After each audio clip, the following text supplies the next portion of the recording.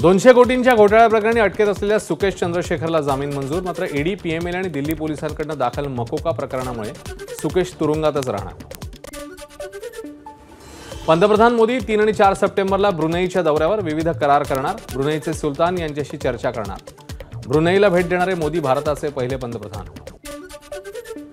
झारखंडचे माजी मुख्यमंत्री चंपई सोरेन यांनी भाजपमध्ये केला प्रवेश। हिमंत आणि शिवराज यांनी सोरेन यांना दिलं पक्षाचं सदस्यत्व। रांचीच्या दुर्बा येथील शहीद मैदानावर झाला कार्यक्रम। पश्चिम बंगालच्या मुख्यमंत्री ममता बॅनर्जी यांनी पंतप्रधान मोदींना पुन्हा लिहिलं पत्र। बलात्कार आणि हत्येच्या प्रकरणात कठोर केंद्रीय कायदा आणि शिक्षेची तरतूद करण्याची तसंच सुनावणी पूर्ण करण्यासाठी ठराविक वेळही ठरवण्याची मागणी। 6 लाख रुपयांचं बक्षीस असलेल्या जहाल माओवाद्याचं गडचिरोली पोलीस आणि सीआरपीएफ समोर आत्मसमर्पण। केदार उर्फ मन्या किंजो नैताम असं नक्षलवाद्याचं नाव। 3 सप्टेंबर नंतर विस्ताराचं बुकिंग बंद होणार। विस्ताराचं एअर इंडियामध्ये विलीनीकरण होणार असल्यानं विस्ताराचं बुकिंग बंद करण्याचा निर्णय। विस्ताराचं शेवटचं उड्डाण 11 सप्टेंबरला।